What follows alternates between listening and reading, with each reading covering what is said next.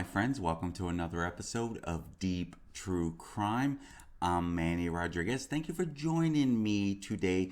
The focus of this channel is to keep you updated on true crime cases that go on out there with the purpose of helping you be aware of your surroundings. What could possibly go wrong? For example, this story that we've been covering, Barry Morphew. His wife, Suzanne Morphew, goes missing on May 10th, 2020, hasn't been seen since. Now, he has been charged with her murder. He has also been charged with tampering with physical evidence, tampering with a human body, possession of a dangerous weapon, and attempting to influence a public servant. He is facing all of these charges as we speak. He's currently out on bail, and his case is supposed to begin, his court case is supposed to begin sometime in May. I think they already have a date closer to the end of May. So if this sounds like something you like to follow, make sure you click on that subscribe, hit that like, and hit that notification bell. That way you get notified whenever we upload content or go live. Thank you for joining me today. We are continuing the facts surrounding Barry Morphew. This is part 3 of this series. Now, we've gone through a whole series of the affidavit, breaking it down as to everything they have around him. And these particular videos, the facts surrounding it, we're basically summing it up and showing you everything that's surrounding Barry Morphew. Let's go ahead and dive right into it, my friends. We're sharing the facts that are surrounding Barry Morphew. And so we continue this series. In one single day of interviews that took place, Barry denies that the girls had any knowledge of Suzanne's affair. He even says he guarantees it. Like, they would be so upset if they knew about the affair. But he later changes his story when confronted with text messages between him and one of the daughters to say that he did tell both daughters about the affair.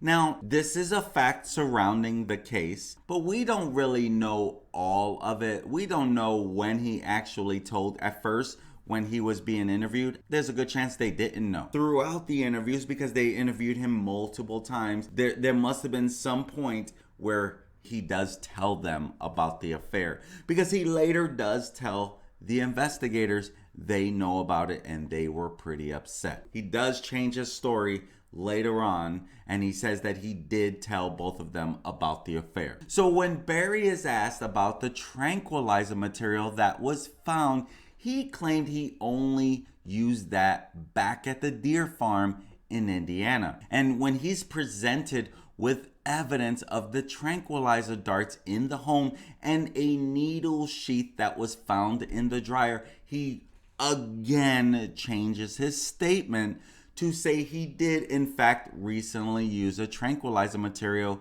a few weeks earlier when he was shooting deer to saw off their horns. The problem with that is there is no evidence of any sawed off horns that were found in his home. Again, story changing, not good Barry. Now, he initially claimed he did not have any tranquilizer material. He pointed out there was none in the safe or his workbench in the garage. When he is asked where the tranquilizer material he used on the deer was, he admitted he threw it away the weekend on one of his many trash runs. He had that day of 5 trash runs. He's supposed to be going over to Broomfield to work on his wall project, but he stops for 5 trash runs. And he admits to throwing that away during one of those 5 trash runs. Let's be real, that's odd in its own. So this is another fact that's surrounding Barry Morphew. And he admits to knowing using a tranquilizer gun on deer to collect horns is illegal. He says, I told you, I don't want to get in trouble with the DNR. I'm telling you right now, I've shot 2 sets with my tranq gun. Remember, we talked about that in the affidavit. Hey, if you've not seen the whole series behind the affidavit, check in the description below. I've got every single part from the very beginning, the initial scene. And so he says, I'm telling you right now, I've shot 2 set with my trank gun. And he also says, and it's totally illegal, so I'm not going to share that with the DNR the way they are. And he exhales, they come and arrest me. So Barry stops cooperating with law enforcement for an unknown period of time. During a 2021 interview, Agent Grusing mentions Barry would not return calls or texts, so agents waited until he appeared ready because he appears too nervous to talk. And Barry admits that he did that after he lost trust when Joe and Derek turned on me. He shared that in the affidavit. Barry later adds that he feels like he's looked bad because he hasn't reached out to them, but says that it is only because of what everyone is telling him. And Barry, he suggests suicide as a possible theory of what happened to Suzanne, and many times suggests he may have left on her own. Now, when agents mention searching in the mines, Barry shifts in his seat, kind of shifts, and he claims he searched all the mines in the area. Remember, I shared that in through the affidavit as well. Incredibly, in 2021, Barry is still dropping out possible scenarios that have already been ruled out. Barry mentioned the possibility of a drifter taking Suzanne or a possible hit and run. Barry, he even mentions the mountain lion again, saying, I've never heard of a lion consuming a whole body, but the lion is not going to eat the clothes, so those should be found if it was a lion. But yet he stuck with this story for a long time about a mountain lion. That makes no sense. And Barry, he makes several references to God throughout the interviews when presented with evidence that contradicts his statement, saying it's in God's hands. I mean, he, referring to God, allowed this whole thing to happen. And the strange thing that he says, perhaps this Susan's disappearance is God's way of resolving something, kind of referring to her affair. I'm sorry, God would not do that. God is against affairs. He's against adultery, but he's not gonna take your life. I just don't believe that. I don't believe that he would take your life or make you disappear because of because you're an adulteress. Let's be real. A lot of people would disappear in this world because of being an adulteress. We know that it happens, unfortunately. So that alone, him trying to put that out there, I don't know, maybe desperation. What do you guys think about that comment in reference to God having something to do with this disappearance? Now, when FBI meets with Barry in one of the final interviews, Agent Grusing shows him the FBI's audit of the investigation and points out where it says Barry is the last person that saw her, Suzanne, and that it seems as that May 9th is the last time Barry saw her, and that May 10th is the last time he heard her breathing. When Agent Grusing asks Barry if that is correct, Barry agrees and says yes. The FBI's investigation also proves that Suzanne's last known proof of life was shortly before 2:44 p.m. on Saturday, May 9th, which is exactly around the time Barry arrives home. Now again, the last proof of life was the photo she sent Jeff Libler right before Barry gets home. That, Barry, does not look good for you.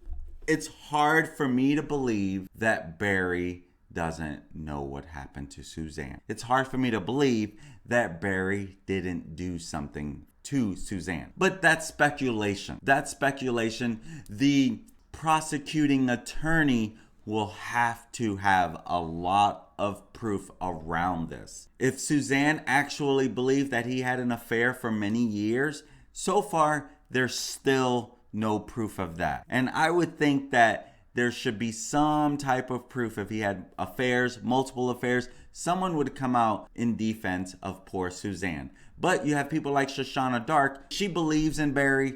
She's still, whatever it is that she's doing with Barry, they both deny a relationship, but things could have changed since. Why would they check into a hotel for Valentine's Day? But again, you heard that in the last part. Barry changes what he saw Suzanne wearing the morning of the 10th when he left her in bed. He first says she was naked, then that she was in the string top and shorts, then says he didn't see what she was wearing, only seeing her as a lump under the covers.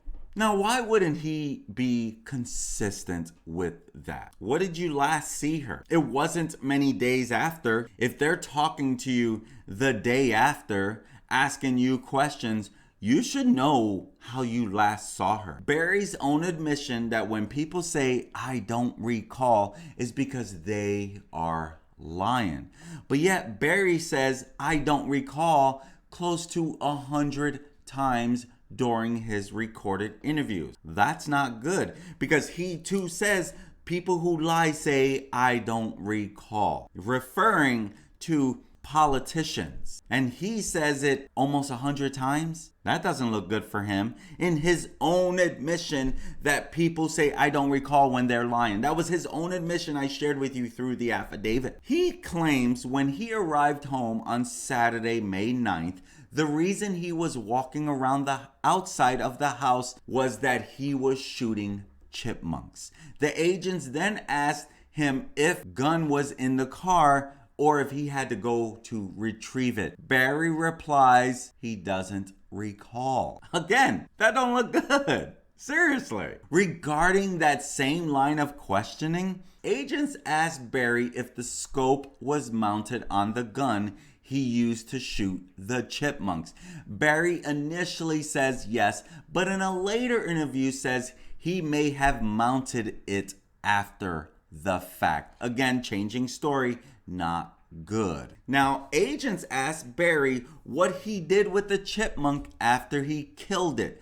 Barry couldn't remember specifically. He said he either threw it up on the hill where the crows come and get them, or down by the river. Maybe he's done it so much he can't remember that one last time. Now, the scope on the gun was later determined to have been in the safe when investigators initially searched the home, meaning he either did not use the scope or he had put it away before leaving to Broomfield. When asked in a later interview about this, Barry says he cannot recall. Now, a booklet for an SG-11 mini DV mini camera was found in the drawer of his bathroom on top of everything else in the drawer. The mini camera was never found. Barry cannot recall when he purchased it nor what he did with it. When asked about the contents burned in the fireplace, Barry said he and Suzanne were cleaning out file cabinets that week. The evidence recovered from the fireplace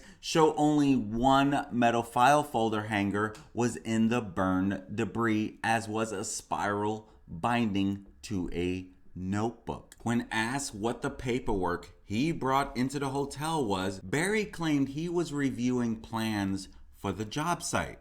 He stated that he left those plans in the hotel room for his crew. Those plans were actually not ever left in the hotel room and were found inside the home in a bathroom drawer during the first search, meaning he did not even bring them to Broomfield. Barry said he had many copies. Now, the binder Barry was seen carrying into the hotel was recovered when they searched his truck. Inside, no documents from EA Outdoors for the Broomfield wall were there. This is despite the fact Barry previously told investigators that he was studying documents of the wall when sitting in the hotel room all those hours. When asked what happened to the copies of the documents he was supposedly studying, Barry said he left them in the hotel for the workers. However, according to Morgan,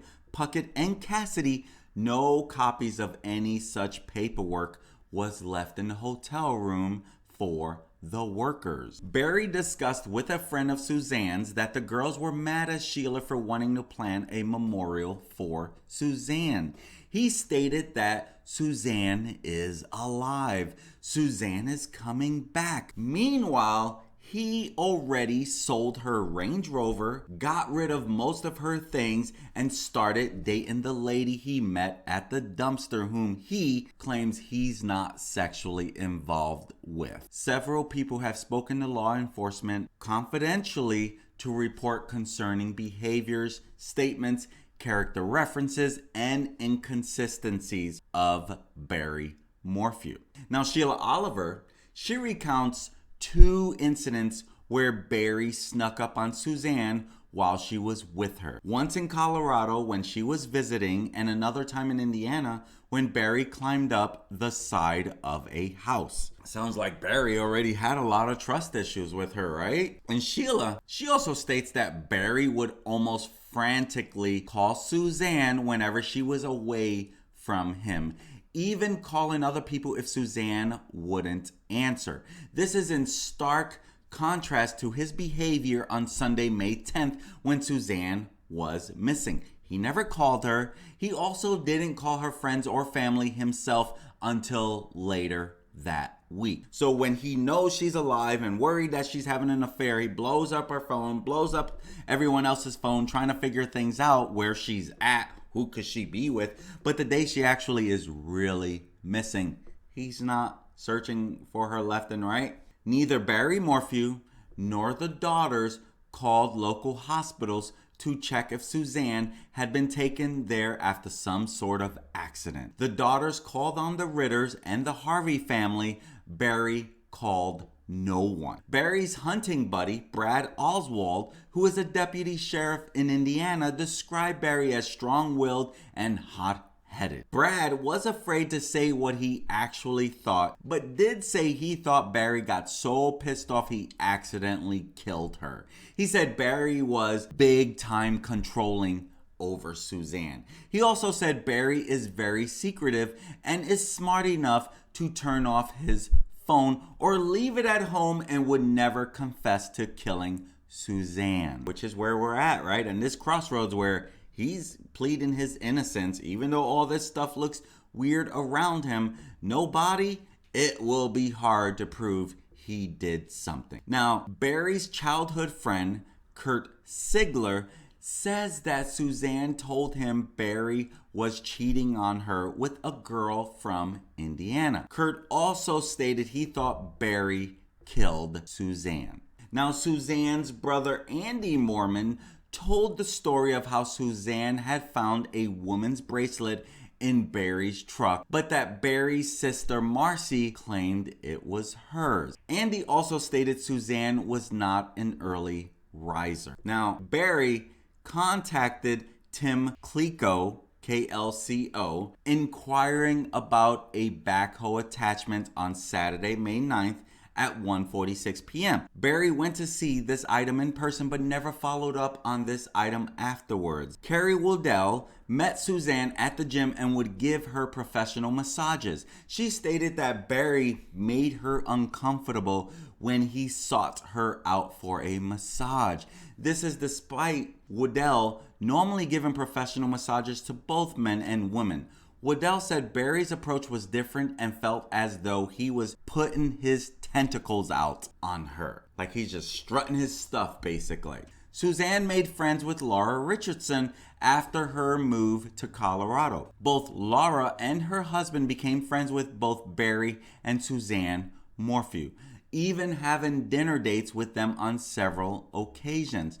On day 3 or 4 after Suzanne went missing, Barry admits to Laura's husband, "I do not think I'd pass a polygraph." A business acquaintance of Barry's from Indiana, Ted Turner, he said if Barry knew he was talking to the FBI, Barry would slit my throat. He also added that all the deer farmers talked to each other and they knew what Barry was doing. Suzanne's close friend Holly Wilson speaks on how Barry made her uncomfortable and made inappropriate advances towards her on multiple instances. Barry would hold her hand when they were alone together and say things like, "You are Suzanne to me." He also told her Suzanne would approve of whatever would happen in the relationship between us. If that's a true statement, that's a very weird statement by Barry. Now, Holly, I believe, had this on recording. I believe she was recording him. Barry also twice touched Holly's breasts during these visits. Barry has had known shady business dealings in Indiana, according to numerous personal accounts cited in the affidavit. Barry sold his BLM landscaping business twice to two separate people, which is actually considered fraud. Barry has made several references to Suzanne being underwater. Specifically, he has mentioned under a logjam several times. Now that's really him just speculating, but he's speculating that she is not alive. Now Barry told Holly Wilson that his guy, the PI, the private investigator, knows he had nothing to do with Suzanne's disappearance. When asked what the PI was waiting for and why he hasn't already told law enforcement what he found so he can be cleared, Barry gave her all these different reasons, being that they didn't get along, they're on two different pages, all that stuff between the private investigator that, again, has never been accounted for as a real person, and the law enforcement bumping heads because they had differences in evidence. Now, Barry states that if he had done one thing wrong, he'd be in jail right now. Meanwhile, Barry was just in jail and is out on bond, awaiting a trial for the first-degree murder charges of his wife. So, interesting that he would state that, and then boom, he's charged and is awaiting trial. Holly confronted Barry with things Suzanne had confided in her regarding their marriage, and he got very upset. He said, "It pisses me off that if my wife went behind my back and said that shit about me." Now, Barry also makes misogynistic references like, "That's the problem with women. They get their little things going between each other and have no respect for their husbands." Now, Barry also discounts that their marriage problems have anything to do with the situation they are in, Suzanne's disappearance. He says, "I truly believe that her disappearance was out of anyone's hands but God's. And God allowed that to happen for some reason, and we might never know until we get to heaven."